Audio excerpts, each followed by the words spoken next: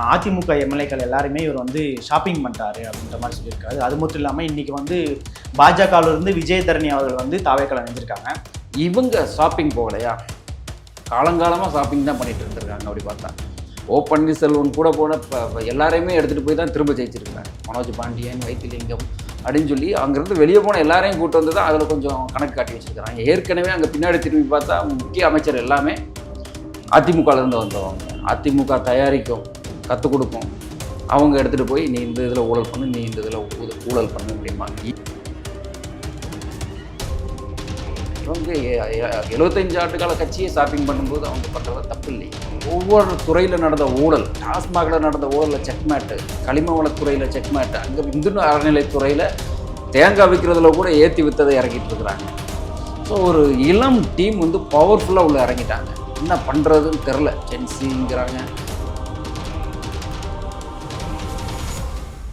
நான் வந்து டெல்லி போகும்போது பிஜேபி கால போய் விழுறேன், என்னுடைய சிபிஐ வழக்கை வந்து தள்ளி வைக்க சொல்லி இல்லை போஸ்ட்மார்ட்டம் பண்ண சொல்லி போய் அவர் காலில் வெல்றேன், பாசிசமும் பாயாசமும் மாதிரி நாங்கள் இருக்கோம் அப்படின்ற மாதிரிலாம் என்னை விமர்சனம் பண்ணீங்க. இப்போது நீங்கள் என்ன பண்ணுறீங்க?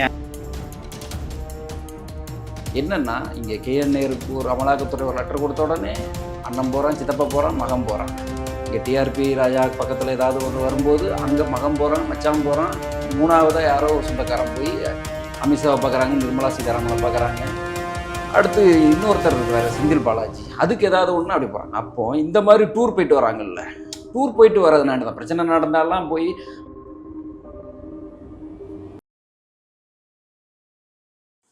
சித்திரை ஒன் மீடியா நேயர்களுக்கு வணக்கம். அரசியலில் பல கட்ட நிகழ்வுகள் நடக்கிற இந்த சூழ்நிலையில் அந்த அரசியல் களத்தை பற்றி விவாதிக்க இன்று நம்மோடு ஊடகவியலாளர் திரு வினோத் துரைராஜ் அவர்கள் இணைந்துள்ளார். அவரோடு பேசுவோம். வணக்கம் சார். வணக்கம் சார். இத்தனை நாளாக ஆஃப் மூடில் இருந்த ஸ்டாலின் அவர்கள் வந்து இன்னைக்கு ஆன்லைனுக்கு வந்திருக்காரு. எதுக்கு இப்படி கேட்குறேன்னா, இதுக்கு முன்னாடி வந்து ஸ்டாலின் அவர்களை வந்து விஜய் அவர்கள் என்ன ஸ்டாலின் சார், ஸ்டாலின் அங்கிள் இப்படியெல்லாம் பேசினாரு. அப்பெல்லாம் அமைதியாக இருந்த ஸ்டாலின் இன்னைக்கு வந்து எதிராகவே டைரக்டாகவே விஜய் வந்து அட்டாக் பண்ணி பேசியிருக்காரு. இது வந்து எப்போ நடந்திருக்குன்னா, டெல்லி போயிட்டு வந்த பிறந்து தான் இதெல்லாம் நடக்குது. ஏன் நடக்குது, எதற்காக இந்த விமர்சனம்? இப்போ வாய் திறந்து பேசுகிறதே வந்து ஒரு அதிசயமாக தான் இருக்குது. ஏன்னா திமுக எப்போவுமே எதிர்க்கட்சியாக சிறப்பாக செயல்படும் அப்படிங்கிறது வந்து எல்லாருக்குமே தெரிஞ்ச விஷயம். அந்த திமுக எப்போ செயல்படும் அப்படின்னா, ஏதாவது தேர்தல் பக்கத்தில் வரும்போது தான் செயல்படும். அப்படியே இந்தியா லெவலில் அதேமாரி யாருமே எதிர்க்கட்சியாக செயல்பட முடியாதுங்கிறதுக்கு ஜெராக்ஸ் காப்பியாக செயல்படுவாங்க. நிறைய விஷயங்கள் வந்து ஆளுங்கட்சியை வந்து வேலை வாங்குவாங்க. அதனாடி தான் அவங்களுக்கு ஒரு குறிப்பிட்ட வருடங்களில் வேலை பார்த்தாலுமே அவங்களுக்கு ஒரு நல்ல பேர் உண்டு. அப்படி பார்க்கும்போது இப்போ என்னென்னா, ஒரு மாதத்துலேயே தூங்கி எந்திரிச்சிட்டு வந்துட்டாரு அப்படின்னா அது காரணம் திமுக இல்லைன்னா அதிமுக, அதிமுக இல்லைன்னா திமுக, மச்சான் மாமன் அப்படிங்கிற மாதிரி மாப்பிள்ளை அப்படின்ட்டு தோல் போட்டு சுற்றிக்கிட்டு இருந்தாங்க. மூணாவதாக உள்ள ஒரு ஆள் வந்துட்டாப்புல. ஒவ்வொரு துறையிலையும் இளம் அமைச்சர்கள், ஒவ்வொரு துறையில் நடந்த ஊழல், டாஸ்மாகில் நடந்த ஊழலில் செக்மேட்டு, கனிம வளத்துறையில் செக்மேட்டு, அங்கே இந்து அறநிலைத்துறையில் தேங்காய் விற்கிறதுல கூட ஏற்றி விற்றதை இறக்கிட்டு இருக்கிறாங்க. ஸோ ஒரு இளம் டீம் வந்து பவர்ஃபுல்லாக உள்ள இறங்கிட்டாங்க. என்ன பண்ணுறதுன்னு தெரில. ஜென்சிங்கிறாங்க. ஒரு கூட்டத்தை நடத்துகிறாங்க, வாடகைக்கு கூப்பிட்டு வராங்க நிறையா இளைஞர்களை. அன்னைக்கு காலேஜ் போகாத 500 ரூபா உனக்கு, தம்பி இன்றைக்கி வேலை போகாத 2 நாள் சம்பளம், கூப்பிட்டு வந்து ஏதோ நிறைய ப்ரோக்ராம் நிறைய இடத்துல பண்ணுறாங்கன்னு பேசிக்கிறாங்க. ஸோ அப்போ ஒரு இனிமேல் நம்ம இதெல்லாம் பண்ணால் தான் முடியும்னு சொல்லி இப்போவே ஆரம்பிச்சிட்டாங்க. இந்த வகையில் விஜய் அவர்களுக்கு வந்து ஒரு நன்றி சொல்லணும். ஏன்னா அவங்க தூங்கிட்டு இருந்தாங்கன்னா இவங்களும் சுதாரிப்பாக வேலை செய்ய முடியாது. இந்த தாவேக அரசு வந்து வேலை செய்யணும்னு எதிர்பார்க்குறாங்க. அப்போ வேலை செய்யணும்னா வேலை வாங்குறதுக்கு ஒரு டீம் வேணும், எதிர்க்கட்சி. அதுக்கு தான் அந்த எதிர்க்கட்சிங்கிற அந்தஸ்து. அது இவ்வளோ நாள் தூங்கிட்டு இருந்தார். உதயநிதி அசம்பிளியில் வந்து என்னெல்லாமோ பேசினார், அறிக்கையெல்லாம் வந்து ட்விட்டரில் விடுறீங்களேன்னு அதுக்கப்புறம் குறை சொன்னார். இப்போ அவர் அந்த ட்விட்டர் பக்கமும் காணும். கேர்ஃபுல்லாக பார்த்துட்டு இருக்காருன்னு நினைக்கிறேன், ட்விட்டரில் ரீபோஸ்ட் பண்ணாமல். இப்போ இன்னொரு வார்த்தையும் சொல்லியிருக்காரு. என்ன சொல்லியிருக்காரு அப்படின்னா, நான் வந்து டெல்லி போகும்போது பிஜேபி கால போய் விழுறேன், என்னுடைய சிபிஐ வழக்கை வந்து தள்ளி வைக்க சொல்லி இல்லை போஸ்ட்மார்ட்டம் பண்ண சொல்லி போய் அவர் காலில் வெல்றேன், பாசிசமும் பாயாசமும் மாதிரி நாங்கள் இருக்கோம் அப்படின்ற மாதிரிலாம் என்னை விமர்சனம் பண்ணீங்க. இப்போது நீங்கள் என்ன பண்ணுறீங்க அப்படின்ற மாதிரி ஒரு கேள்வி எழுப்பியிருக்காரு. ஏன்னா கரூர் விஷயத்தில் வந்து சிபிஐ விசாரணை அவர் போயிட்டு இருக்காரு, உங்களுக்கு தெரியும். இப்போ நீங்கள் அவர்கிட்ட போகிறதுனால நீங்கள் அந்த வழக்கை வந்து தள்ளி வைக்க பார்க்குறீங்களா அப்படின்ற மாதிரியெல்லாம் கேள்வி வந்திருக்காரு. அப்போ நீங்கள் யார் அப்படின்ற மாதிரி கேட்டிருக்காரு. இதுக்கு என்ன சார்? இதில் என்னென்னா, இப்போது முதல்வர் விஜய் 2வது டைம் இப்போ போயிருக்கிறாரு. முதல் டைம் ஒரு மரியாதை நிமித்தமாக போனார். இப்போ 2வது டைம் போனது நிதி ஆயோக் அப்படிங்கிற ஒரு கூட்டம். எல்லா இந்தியா முழுவதும் இருக்கக்கூடிய ஒவ்வொரு மாநிலத்தும் முதலமைச்சர் வரக்கூடிய ஒரு கூட்டம். அதில் அந்தந்த மாநிலத்தினோட வளர்ச்சியை பேசக்கூடிய ஒரு கூட்டம். அந்த கூட்டத்துக்கு ஸ்டாலின் போகிறத வச்சு பெருசாக விமர்சனம் அதுக்கு மட்டும் ஆகாது. என்னென்னா இங்கே கேஎன் நேருக்கு ஒரு அமலாக்கத்துறை ஒரு லெட்டர் கொடுத்த உடனே அண்ணன் போகிறான், சித்தப்பா போகிறான், மகன் போகிறான். இங்கே டிஆர்பி ராஜா பக்கத்தில் ஏதாவது ஒன்று வரும்போது அங்கே மகன் போகிறான், மச்சான் போகிறான், 3வதாக யாரோ சொந்தக்காரன் போய் அமித்ஷாவை பார்க்குறாங்க, நிர்மலா சீதாராமனை பார்க்குறாங்க. அடுத்து இன்னொருத்தர் இருக்கிறாரு செந்தில் பாலாஜி, அதுக்கு ஏதாவது ஒன்று அப்படி போகிறாங்க. அப்போது இந்த மாதிரி டூர் போயிட்டு வராங்கல்ல, டூர் போயிட்டு வர்றதுனால தான் பிரச்சனை நடந்தாலாம் போய் பாஜகவில் இருக்கக்கூடிய மூத்த நிர்வாகிகளை பார்த்துட்டு வர்றதுனால வேண்டி இந்த நிதி ஆயோக்கு போனதுனால வேண்டி அந்த ஒரு விமர்சனம் ஆயிடுச்சு. ஆக மொத்தம் பாஜகவோட மறைமுக பி டீம் அப்படிங்கிறது திமுகங்கிறது மக்கள் தெரிஞ்சுக்கிட்டாங்க. ஆனா இப்போ அதே திமுக இருக்கக்கூடிய ஸ்டாலின் அவர்கள் தான் நாங்களா ஒன்றும் பி டீம் கிடையாது, தாவேக்கா தான் பி டீம் அப்படின்ட்டு சொல்றாரு. இன்னொன்னு என்ன சொல்றாருன்னா அப்சல்யூட்லி அந்த பாஜகவோட ஜெராக்ஸ் தான் தாவேக்கா அப்படின்ற மாதிரியும் சொல்றாங்க. பாஜகவோட ஜெராக்ஸ் தான் தாவேக்கா. ஒரு குட்டி எக்ஸாம்பிள் இந்த இடத்துல நான் சொல்கிறேன். தாவேக்கா ஆட்சி வந்திருக்கிறாங்க. ஒன்றும் இல்லை, இப்போ திமுகங்கிறது யாருக்கான கட்சி? சிறுபான்மையினர், திராவிடம், சிறுபான்மையினர், பட்டியலின மக்கள், இவங்களுக்காக உருவாக்கப்பட்டது திராவிடம். இவங்களோட எல்லாருக்காகவும் உள்ள ஒரு கட்சி தான். பட் திராவிடம்ங்கிறது மெயினாக குறிக்கக்கூடியது இந்த மக்களையுமே, தாழ்த்தப்பட்ட மக்களும் சிறுபான்மையினரையுமே வந்து வாழ்வாதாரத்தை உயர்த்துறதும் பாதுகாப்பாக பார்த்துக்கிறதும் சொல்லி தான் அவங்களோட கட்சியோட இது. சின்னதாக ஒரு விடுதலை சிறுத்தைகள் கட்சியில் இவ்வளோ பலமாக அவங்களுக்கு இருந்த கட்சியில் வந்து அமைச்சர் கொடுத்ததில்லை. சரி, அந்த சிறுபான்மையினர் அதை பட்டியலில் இனத்தவரில் இப்போ நடந்த ஒரு சம்பவம் என்னென்னா, 12 வருடமாக கடந்த 1 வருடமாக ஒரு இளைஞரை வந்து இராணுவத்தில் வேலை வாங்கணும் என்பதற்காக ஜாதி சான்றிதழ் கேட்டு அங்கே இருக்கக்கூடிய வட்டாட்சியர் அலுவலகம், அங்கே இருக்கக்கூடிய அரசு அலுவலகங்களுக்கெல்லாம் குடும்பத்தோடு போய் உட்காந்துருக்கிறார். போராட்டம் 12 மாதம் கிட்டத்தட்ட போயிருக்கிறாரு திமுக ஆட்சியில். யாருமே கண்டுக்கிடலை. இப்போ போய் ஒரு வார்த்தை இந்த மாதிரி கேட்ட உடனே தாவேக்கு ஆட்சி வந்திருக்குது. அங்கே விடுதலை சிறுத்தைகள் சார்பாக ஒரு ஆட்சியிலும் அதிகாரத்திலும் பங்கு அப்படிங்கிற பேரில் வன்னியரசுக்கு ஒரு பதவி அமைச்சர் கொடுத்துருக்குறாங்க. அவர் அவங்களுக்கு கூப்பிட்டு அந்த ஜாதி சான்றிதழை உடனே வாங்கி கொடுக்குறாரு. இதுதான் சிறுபான்மையினருக்கும் ஒடுக்கப்பட்டவர்களுக்கும் கிடைச்ச அங்கீகாரம்.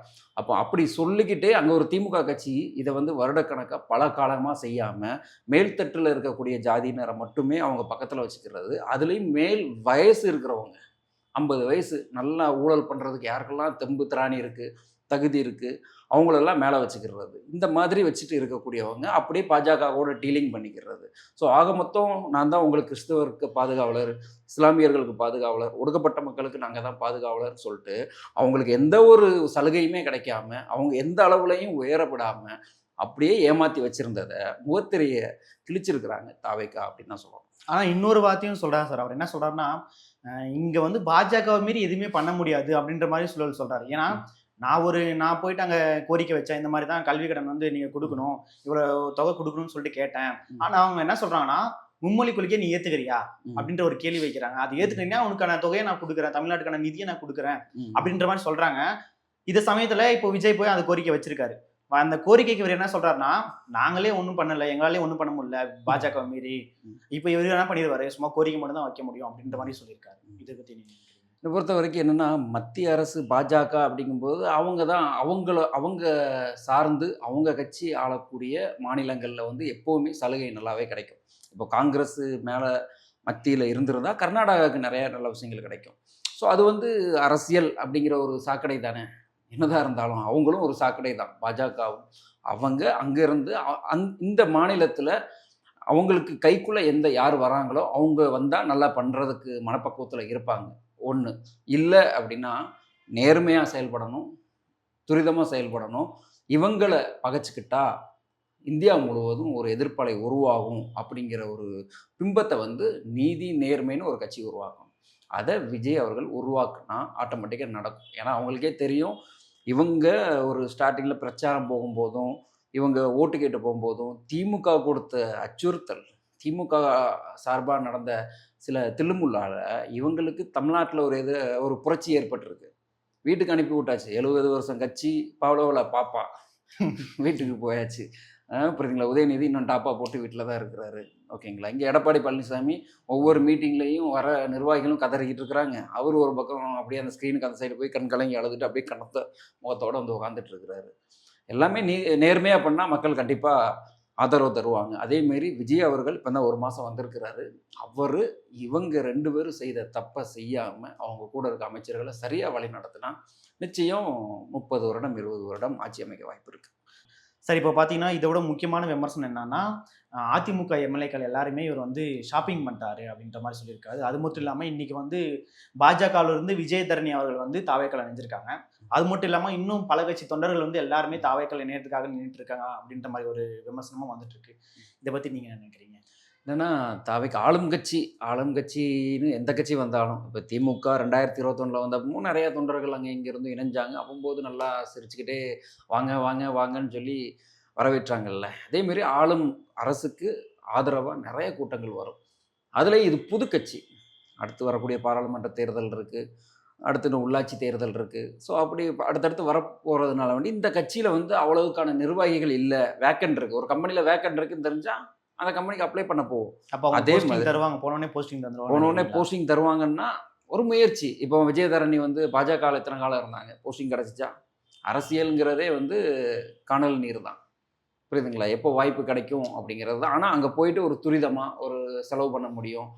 அந்த அந்த அந்த தொகுதியில நான் மக்கள் இப்போ விஜயதரணி எக்ஸாம்பிள் வச்சுக்கிட்டோம்னா, விளவங்கோட்ல எனக்கு வந்து அவ்வளோ நேர்மையா, அவ்வளோ இருந்ததுனாடி தான் அங்க வெற்றி பெற்றுக்கிட்டே இருந்தேன். பாஜக போனதுனாடி கொள்கை ரீதியான மாற்றத்தால எனக்கு பெரிதா அங்க ஒரு வாய்ப்பு கிடைக்கல அப்படின்னு சொல்லிட்டு, வாய்ப்பு கிடைத்தாலும் வெற்றி வாய்ப்பு பெரிதா கிடைக்கல அப்படிங்கிறத அவங்க முன் வச்சு திரும்ப ஒரு சான்ஸ் கேட்கலாம். ஸோ எல்லாருக்கும் கிடைக்காது. சில பேருக்கு கிடைக்கலாம். ஜேசிடி பிரபாகரனுக்கு எப்படி கிடைச்சது? அதிமுகல இருந்து தான் வந்திருக்கிறாரு. கரெக்ட் தானே? இதே மாரி ஒவ்வொருத்தருமே நெறைய பேருமே வந்து வாய்ப்பு கிடைச்சு வருவாங்க. அது பிரச்சனை கிடையாது. இவங்க ஷாப்பிங் போகலையா? காலங்காலமா ஷாப்பிங் தான் பண்ணிட்டு இருந்திருக்காங்க அப்படி பார்த்தா. பன்னீர்செல்வம் கூட போன எல்லாரையுமே எடுத்துட்டு போய் தான் திரும்ப ஜெயிச்சிருக்காங்க. மனோஜ் பாண்டியன், வைத்திலிங்கம் அப்படின்னு சொல்லி அங்கிருந்து வெளியே போன எல்லாரையும் கூட்டு வந்து தான் அதுல கொஞ்சம் கணக்கு காட்டி வச்சிருக்காங்க. ஏற்கனவே அங்க பின்னாடி திரும்பி பார்த்தா முக்கிய அமைச்சர் எல்லாமே அதிமுகல இருந்து வந்தவங்க. அதிமுக தயாரிக்கும், கத்துக் கொடுக்கும். அவங்க எடுத்துட்டு போய் நீ இந்த இதில் ஊழல் பண்ணு, நீ இந்த இதில் ஊழல் பண்ணு அப்படிம்பாங்க. இப்போ தோல்விக்கு அப்புறம் இப்போ நடந்த கூட்டத்தில் கூட திமுகவுக்கு வச்சக்கூடிய அங்கே இருக்கக்கூடியவங்கெல்லாம் சொன்ன அதிருப்தி என்னன்னா, இந்து அறநிலைத்துறைக்கு சேகர்பாபு அதிமுகல இருந்து வந்த உடனே போட்டீங்க. அவர் கையில் அவரை நம்பி நிறைய விஷயங்களை கொடுத்தீங்க. அதனால தான் நம்ம தோல்வி அடைந்தோம் அப்படின்னு அவங்க கட்சிகளை சொல்றாங்க. அப்போ ஆட்சி செய்த காலம் பூரா ஷாப்பிங் பண்ணிட்டு கூசாம இவங்கள ஷாப்பிங் சொல்லலாமா? இவங்களுக்கு இப்போ தேவை. இவங்க வீட்டுக்கு இப்போ ஒரு எக்ஸாம்பிள் ஒரு குடும்பம்னா அங்கே வந்து புதுசாக ஒரு வீட்டுக்கு வந்திருக்கிறோம், குடி வந்திருக்கிறோம்னா நிறைய ஷாப்பிங் பண்ணணும். அந்த ஷாப்பிங் தான் பண்ணுறாங்க. இவங்க 75 ஆண்டுகால கட்சியே ஷாப்பிங் பண்ணும்போது அவங்க பண்ணுறது தப்பு இல்லையே. உங்கள் தகவல்களுக்கு நன்றி சார். மீண்டும் ஒரு பேட்டியில் நன்றி. இணைகிறேன். நன்றி.